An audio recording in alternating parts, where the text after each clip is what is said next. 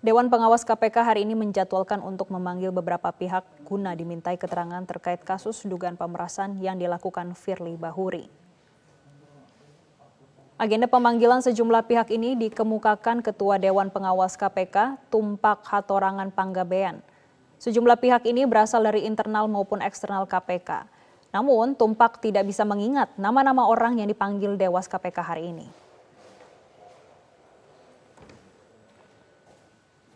Polda Metro Jaya menetapkan Ketua KPK Firly Bahuri sebagai tersangka kasus dugaan pemerasan mantan Menteri Pertanian Syahrul Yassin Limpo. Penetapan tersangka dilakukan setelah gelar perkara tak terima ditetapkan sebagai tersangka. Ketua KPK nonaktif Firly Bahuri melawan dengan mengajukan gugatan pra-peradilan.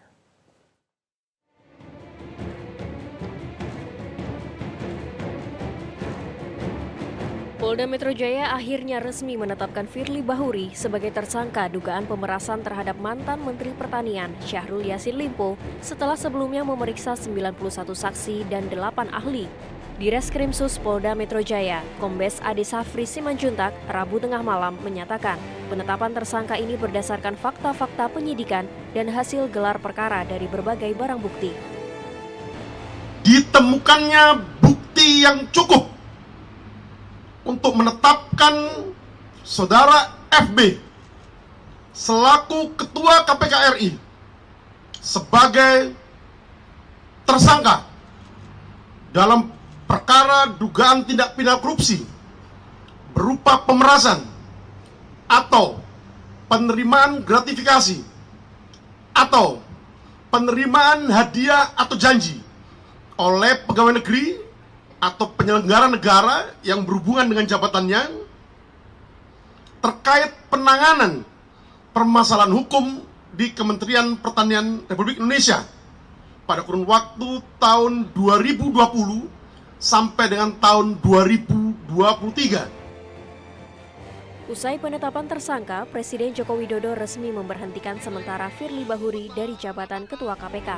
Pemberhentian Firly tertuang dalam Keputusan Presiden atau Kepres nomor 116 tanggal 24 November 2023.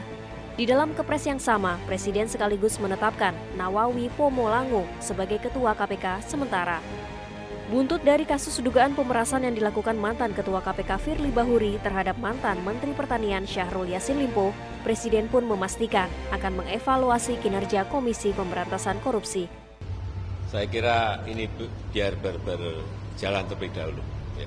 Nanti sambil berjalan kita lihat, kita evaluasi. Pasca diberhentikan sementara dari jabatannya sebagai Ketua KPK, akses Firly Bahuri di kantor KPK pun telah diputus.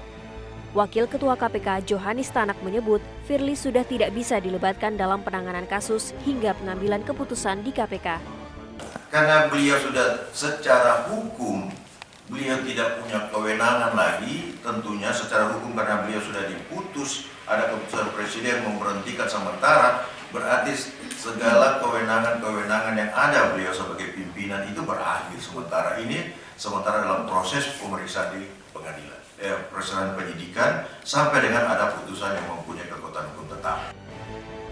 Sementara itu tidak terima ditetapkan sebagai tersangka, Ketua KPK nonaktif Firly Bahuri melawan dengan mengajukan gugatan pra-peradilan ke Pengadilan Negeri Jakarta Selatan. Menanggapi hal itu, Kapolda Metro Jaya Irjen Pol Karyoto tidak menyoal gugatan tersebut dan siap menghadapi Firly. Begitu juga tim hukum Polda Metro Jaya yang siap menjalani sidang pra-peradilan yang akan digelar pada 11 Desember. Yang ditetapkan tersangka dan selesai. Okay. Apakah dari pihak Kapolda sudah menyiapkan tim pengacara atau bagaimana gitu, Pak? Secara organisasi kita lengkap semuanya. Kasus Firly Bahuri bermula dari aduan masyarakat yang masuk ke Polda Metro Jaya pada Sabtu 12 Agustus 2023 lalu. Aduan tersebut berisi dugaan pemerasan oleh pimpinan KPK pada perkara korupsi di Kementerian Pertanian tahun 2021. Tim Liputan Metro TV. Jelajahi cara baru mendapatkan informasi. Download Metro TV Extend sekarang.